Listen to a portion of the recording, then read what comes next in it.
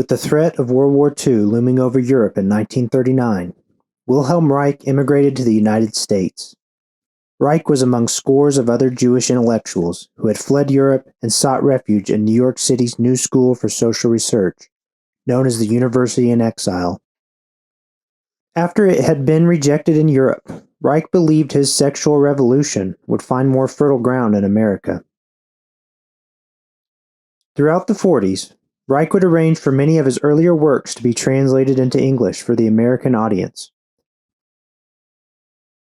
Disillusioned with the early sexual reforms of the Soviet Union being undone in the Stalinist era, Reich now favored American liberalism over communism as the best avenue for sexual revolution, coming to frame his struggle against sexual repression in the more American terms of individualism versus authoritarianism.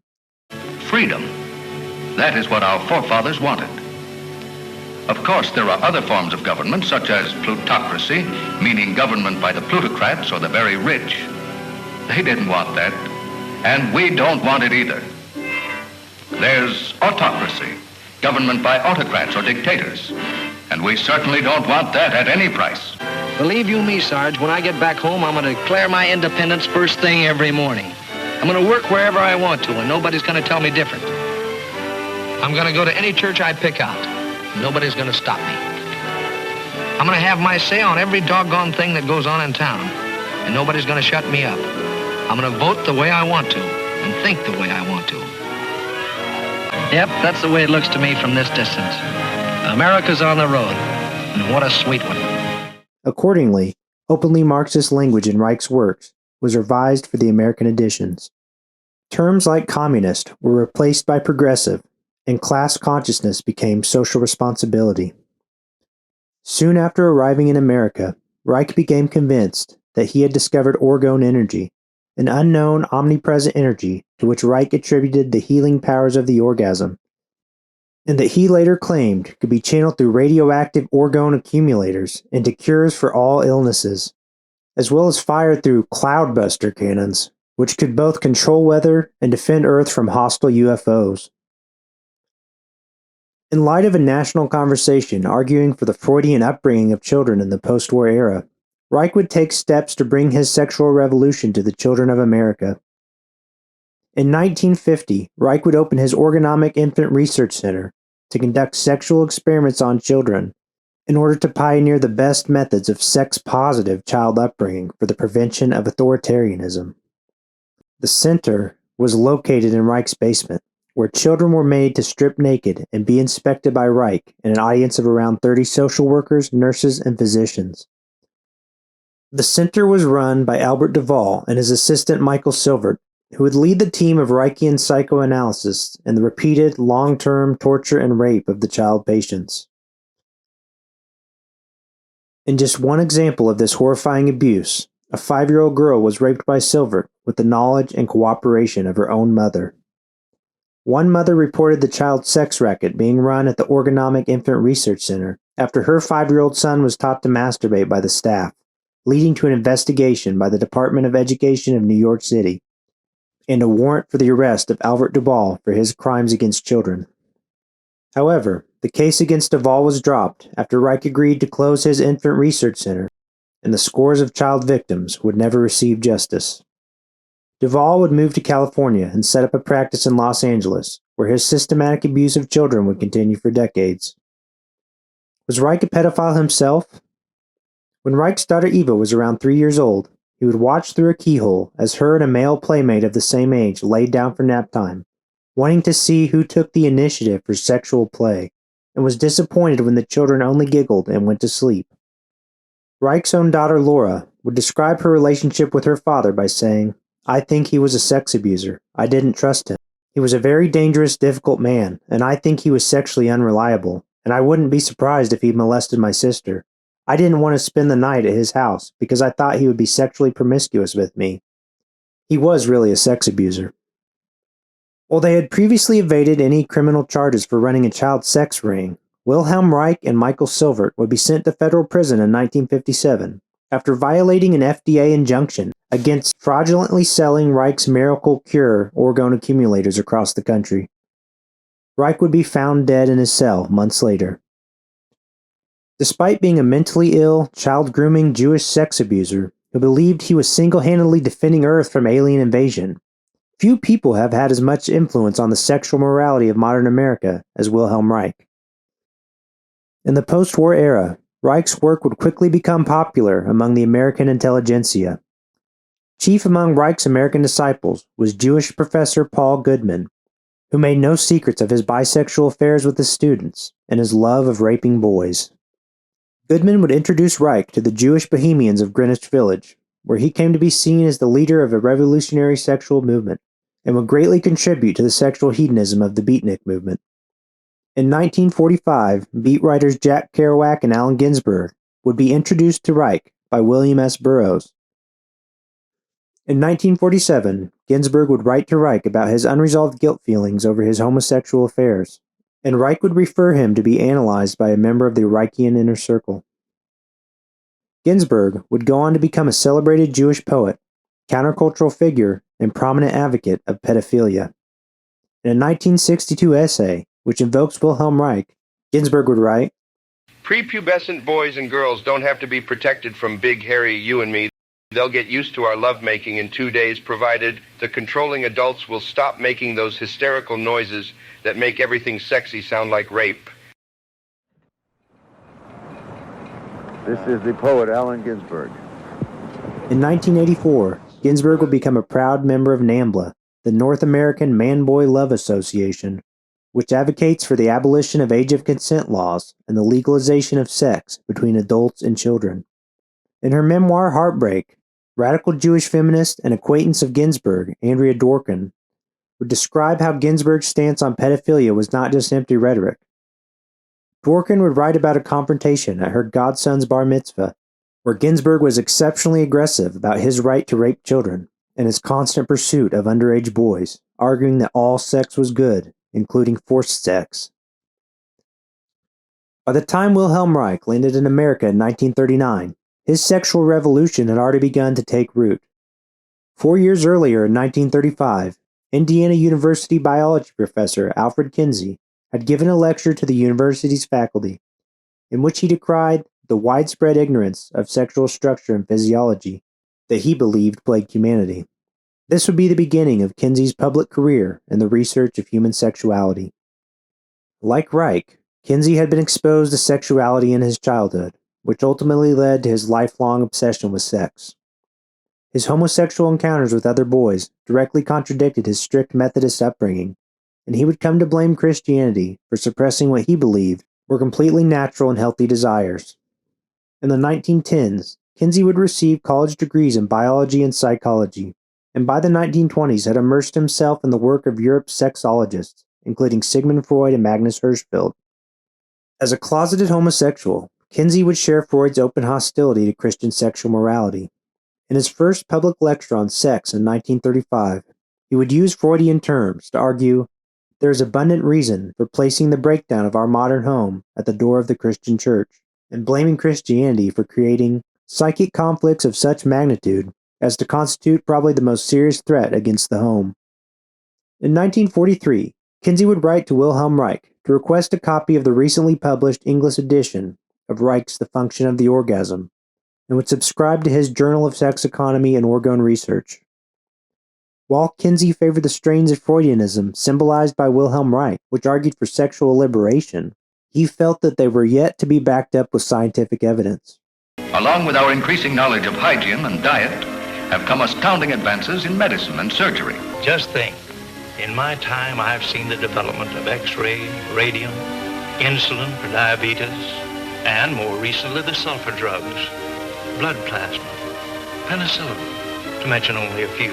At the height of American optimism about the societal potentials of scientific advancement, Kinsey intended to use his hard science background as a biologist in order to provide scientific credibility to the Reichian sex revolution and join the Jewish war against traditional sexual morality, supposedly in the name of scientific objectivity and rational sex education. Opportunity would present itself to Kinsey when in 1937 the 75-year-old president of Indiana University, William Lowe Bryan, known for maintaining a socially conservative and respectable campus, retired after 35 years in the position. He was replaced by a 35-year-old bachelor and suspected homosexual, Herman B. Wells, who unleashed a variety of liberal campus reforms, including giving Kinsey free rein to run his sex research program from Indiana University. By 1938, Kinsey would begin conducting interviews of students about their sexual histories and compiling the data for research, with the stated goal of scientifically documenting the actual sexual behavior of what Kinsey defined as the human animal. In 1943, Kinsey would receive massive funding from the Rockefeller Foundation, allowing him to hire a staff and expand his research of sexual histories nationwide. As critics have noted, Kinsey's methods were designed specifically to yield the results he wanted. By asking complete strangers to divulge the intimate details of their sexual histories, Kinsey's research would naturally select for the people with the most liberal sexual attitudes. Kinsey would also focus his research on groups such as homosexual communities and prison inmates, more likely to have histories of aberrant sexual behavior. The results of this research would then be presented to the public as representative of the common sexual behavior of the average American. For his research on child sexuality, Kinsey would primarily rely on information provided to him by a U.S. government land examiner and prolific child rapist Rex King, referred to here as Mr. X. Mr. X has been sexually abused by multiple family members from a young age, and by adulthood, his life would revolve around extreme sexual perversion.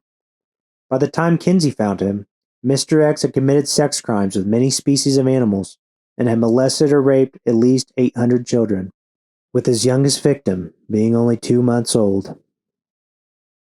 Mr. X took extensive notes and recordings of his crimes, which Kinsey would receive and present as credible research on child sexuality. Like other prominent Reichians, Kinsey believed pedophilia could be beneficial and viewed the mass child rapist Mr. X as a hero because, as Kinsey would put it, he had the courage and the ingenuity and the sexual energy and the curiosity to have this fantastic multi-year odyssey and never get caught. Kinsey viewed civilization as the enemy of sex. In his ideal, uninhibited society, boys would be sexually active by the age of 3 or 4. According to Kinsey, sexual contacts between adults and children often involve considerable affection, and he blamed the overwhelmingly negative reactions of children to such assaults on harmful social taboos, comparing it to how children react to insects, spiders, or other objects with which they have been adversely conditioned. In 1948, Kinsey would release Sexual Behavior in the Human Male, the first of the reports based on his massive pseudoscientific sex research program. The book offers Wilhelm Reich as a credible source, and after coldly documenting the horrific details of Mr. X's rapes of children and their attempts to fight off their attacker, concludes that the child victims derived definite pleasure from the situation. In this democracy, a free press is guaranteed under the Constitution, and we Americans will always resist the enemy who would curtail that freedom. Periodicals and books circulate throughout the country, carrying the stimulating stream of fact and fiction, of comment and opinion, so all may read and thus understand the world they live in. With a coordinated effort from America's top media publications, including the New York Times, Life, Time, Good Housekeeping, and many others, Sexual Behavior in the Human Male would become an instant bestseller, and Alfred Kinsey would be propelled into a household name and celebrated national figure. In a glowing New York Times review, New York physician Howard Rusk would declare that Kinsey had single-handedly proven traditional sexual morality false. Rusk believed that Kinsey's research would promote tolerance and understanding and make us better world citizens. Kinsey also serves as a convenient scapegoat for those offering kosher critiques of the sexual degeneracy of modern America. This trend is perhaps most apparent in the work of Jewish conservative author Judith Reisman. While Reisman is completely uncritical of Freud and presents him as reasonable and moderate in comparison with Kinsey, while neglecting any mention of his Jewish motivations, it is repeatedly driven home that the Gentile Kinsey single-handedly launched a war on Judeo-Christian morality. The Jewish inventor of the sexual revolution, Wilhelm Reich, is never mentioned. I don't think pornography has always been such an epidemic cancer within our society like it is today. No, not at all. We were, up to the end of the Second World War, a conservative Judeo-Christian nation. The turning point for all that was Dr. Alfred Kinsey, his book, Sexual Behavior in the Human Male, 1948. He was the father of the sexual revolution, and therefore the father of everything that has come from that. And certainly one of the key things was pornography. Dr. Alfred Kinsey ushered the destruction of our nation's moral code. He was the father of the sexual revolution. In spite of such conservative attacks, Kinsey is held up as a heroic figure of sexual liberation to this day. Hello, I'm Dr. Alfred Kinsey from Indiana University, and I'm making a study of sex behavior. 2004 saw the release of a Kinsey biopic starring Liam Neeson, which sought to romanticize and popularize Kinsey's life and work.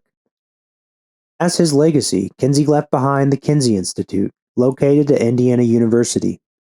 As a state-funded American equivalent to the Hirschfeld Sex Institute of Weimar, Berlin, recreating Kinsey's fraudulent methods to provide scientific legitimacy to the amoral sexual policies of the post-war U.S. government.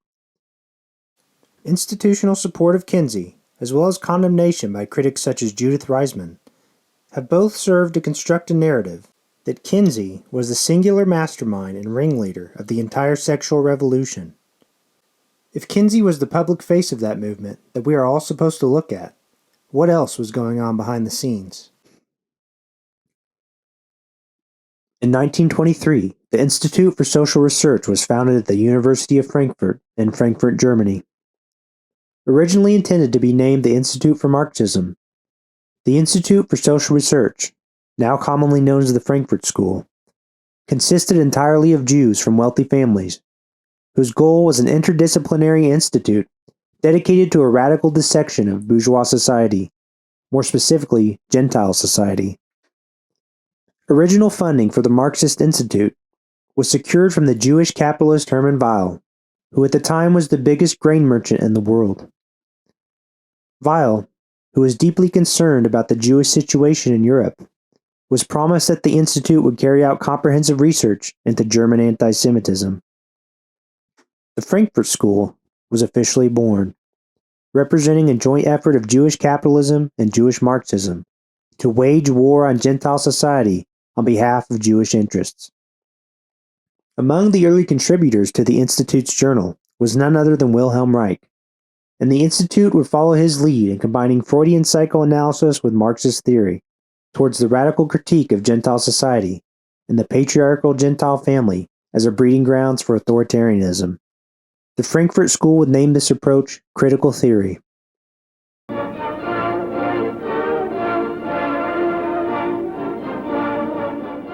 In 1933, the Institute for Social Research was shut down by the National Socialist government for its hostile activities towards the German nation.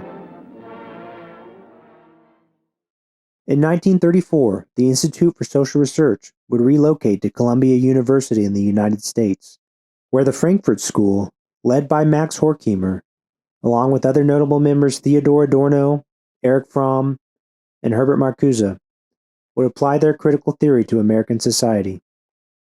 The Frankfurt School's psychoanalytic approach to social and cultural issues was most notably defined by the work of Erich Fromm.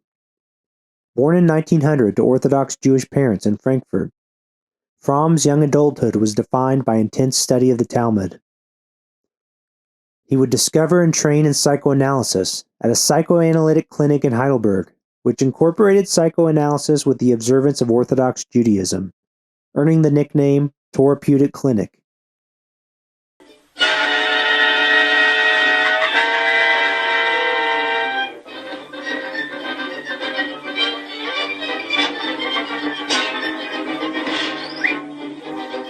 In 1941, after he relocated to the United States with the Frankfurt School, Fromm would exploit the anti-Nazi war fervor in America to release a best-selling book, Escape from Freedom, which would borrow heavily from the ideas expressed by Wilhelm Reich in The Mass Psychology of Fascism. Fromm would admit to fellow psychoanalyst Otto Fenichel that he had purposely refused to give Reich credit out of personal dislike for Reich, and his pathological self-love and arrogance. The Frankfurt School's approach of cynically exploiting America's individualist tendencies to simultaneously undermine Gentile authority and advance Jewish interests is succinctly illustrated on the first page of Escape from Freedom, which features both a Talmudic saying and a quote from Thomas Jefferson. In Escape from Freedom, Fromm identifies the authoritarian character as a sadomasochistic character deriving from the repressive conditions of the patriarchal family structure. Like Reich, Fromm concludes that the suppression of child sexuality inherent in the family and other educational environments not only affects the sexual sphere, but also weakens the person's courage for spontaneous expression in all other spheres, leading to the formation of authoritarian character types and enabling the rise of fascism. Fromm argues for a culture in which the individual should live only for himself without regard for any higher cultural aims, and defines true freedom as a society in which the individual, his growth and happiness, is the aim and purpose of culture, and where the individual is not subject to state authority or the morality of the larger culture, but only to those aims that result from the peculiarity of his self. From the radical psychoanalytic perspective of the Frankfurt School, the individual self, representing man's base sexual instincts, should be the highest cultural ideal, and freedom is redefined as freedom from civilization and its moral restrictions.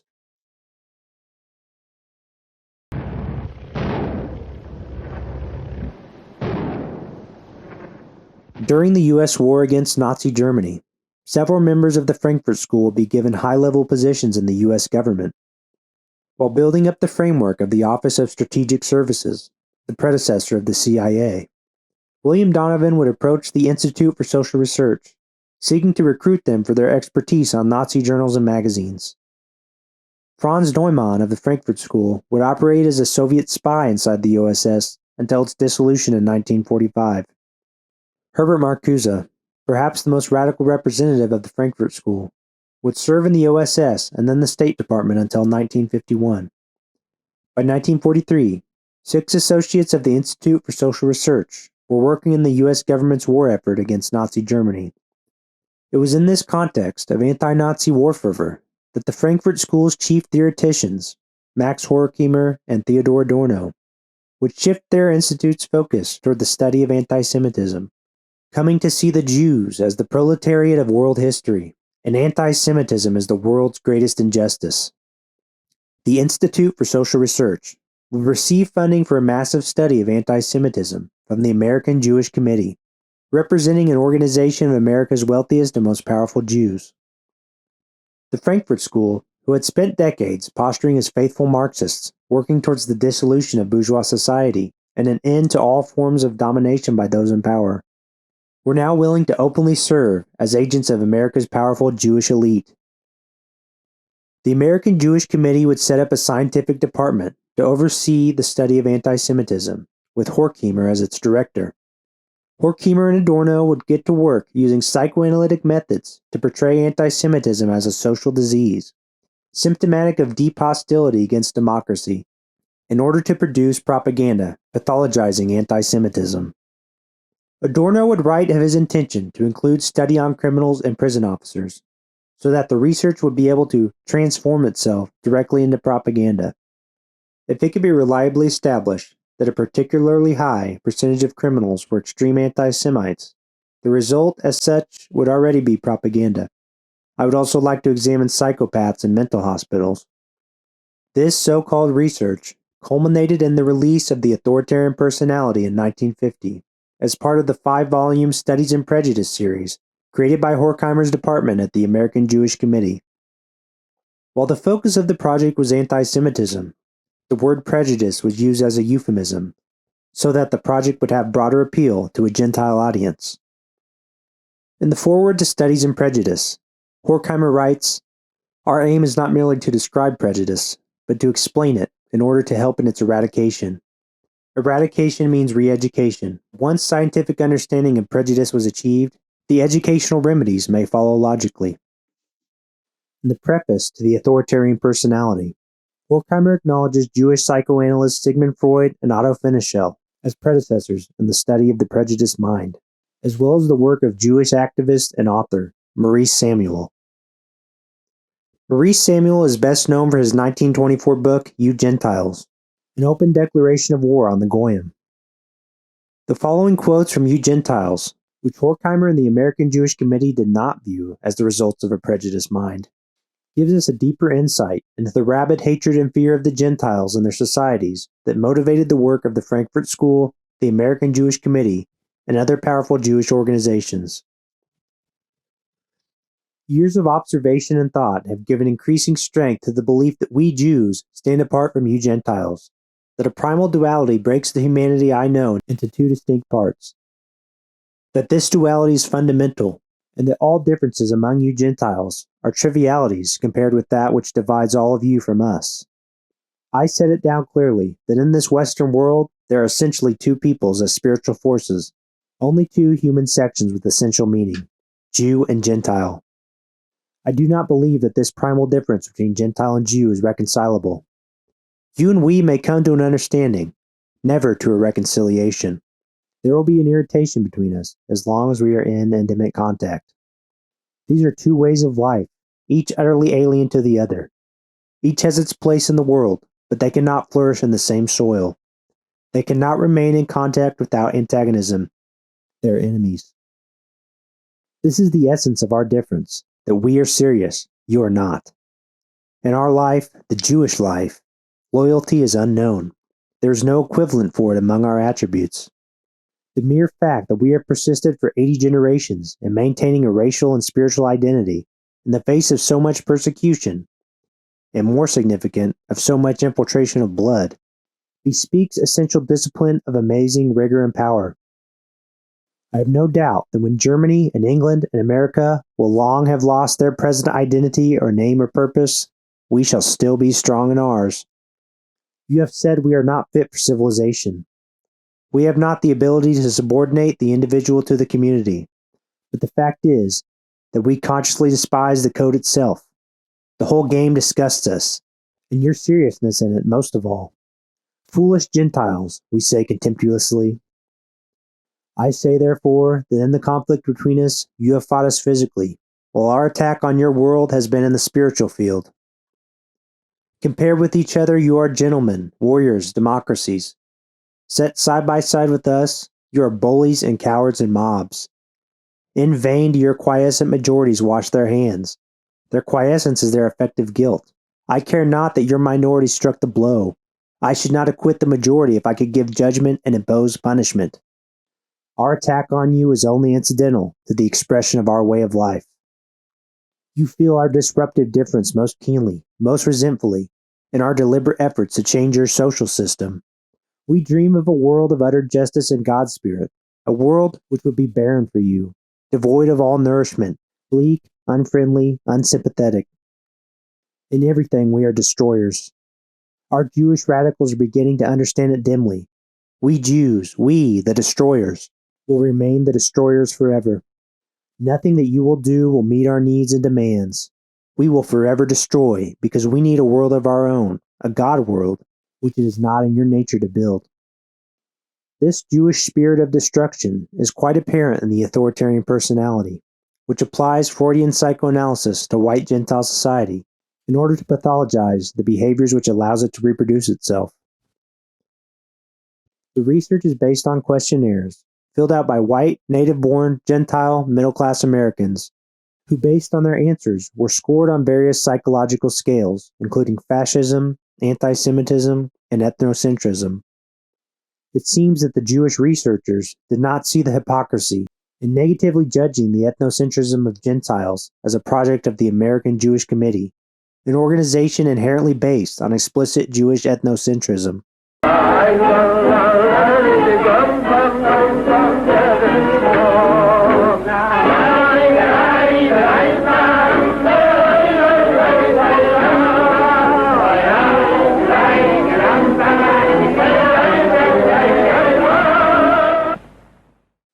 In the authoritarian personality, normal aspects of living in a society, such as obeying parents or following the law, are attributed to an unhealthy authoritarian personality structure, described as inherently sadomasochistic.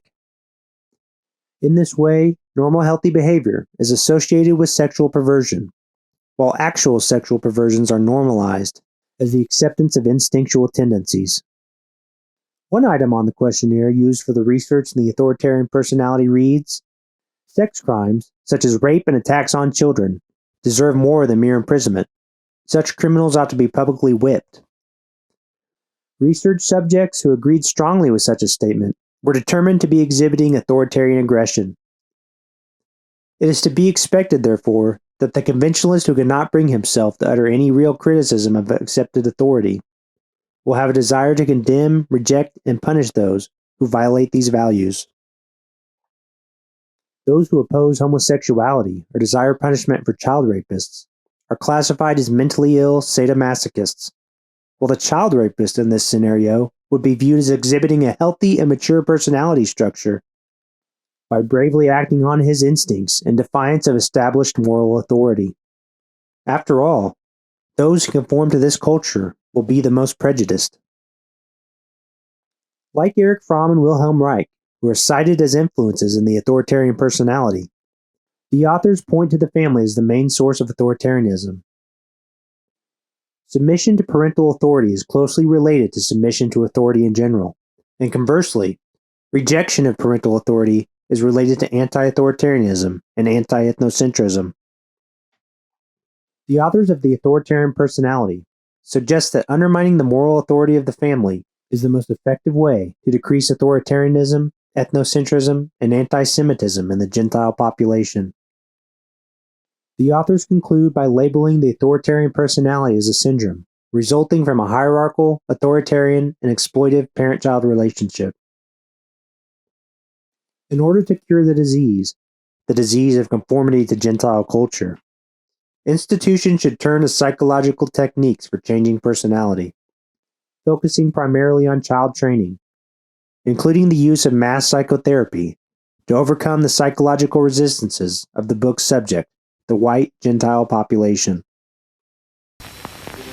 One of the bulwarks of the American way of life is the public school, so typical of a democracy. There is no place here for the regimentation that teaches children to hate their neighbors and to strive for a world that they will dominate by force. Here, our American teachers wage war against a cruel and powerful enemy, the enemy of intolerance, whether racial or religious or economic. We have no ruling class in the United States and no lower class because 150 years ago, our forefathers, declaring their independence, made a solemn pledge.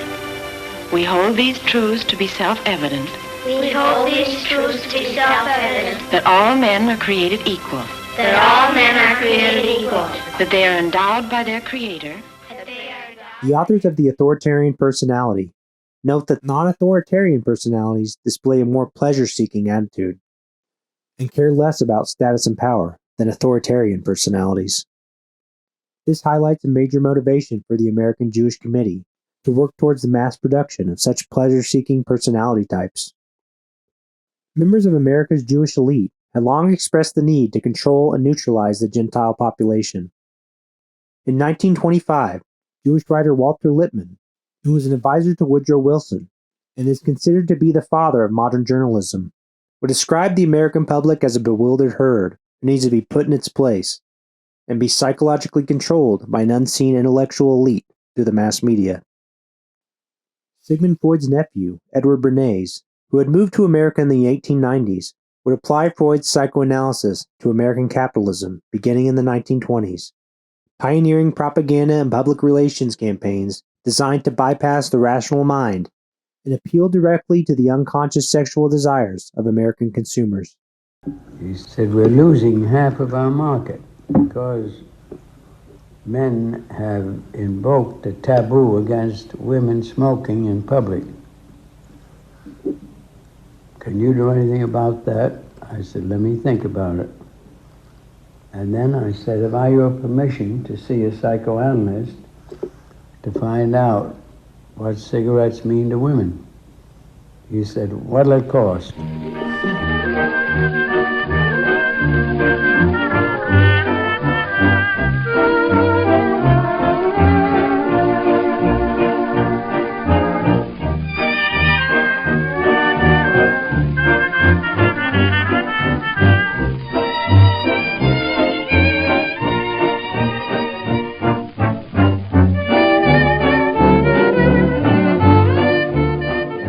1928 book, Propaganda, the Jew Bernays would describe PR men like himself as invisible rulers who controlled the destiny of millions, operating behind the scenes to modify the thoughts and habits of the public. Democracy, to my father, was a wonderful concept, but I don't think he felt that all those publics out there had reliable judgment, and that they very easily might vote for the wrong man or want the wrong thing, so that they had to be guided from above. It's enlightened despotism in a sense, that you can tap into their deepest desires or their deepest fears and use that to your own purposes. This is the Institute for Motivational Research, a place devoted to the intriguing business of finding out why people behave as they do, why they buy as they do, why they respond to advertising as they do. And this is Dr. Ernest Dichter. The pioneering work of Bernays would later be built upon by yet another Viennese Jewish psychoanalyst, Ernest Dichter. Like Bernays, Dichter was a pioneer in advertising that preyed upon the sexual instincts of the public. Dichter would flood America with sexual imagery, actively promote a culture of hedonistic consumerism, and encourage the American public to abandon traditional morality. Like Wilhelm Reich in the Frankfurt School, Dichter believed a consumerist culture of unrestrained sexual expression would make Gentile society immune to anti-Semitic mass movements, such as National Socialism. If the program advocated by the Studies in Prejudice series of the American Jewish Committee were implemented, Freudian psychological theories could be applied in all public institutions towards the goal of neutralizing the threat of a politically aware goyim by mass-producing docile, pleasure-seeking personality types whose latent sexual desires would be satiated by a consumerist system created by Jewish capitalists like Bernays and Dichter, rendering Gentile society psychologically defenseless against an oppressive and exploitative system of Jewish power. Central to this program would be the enlistment of psychological professionals.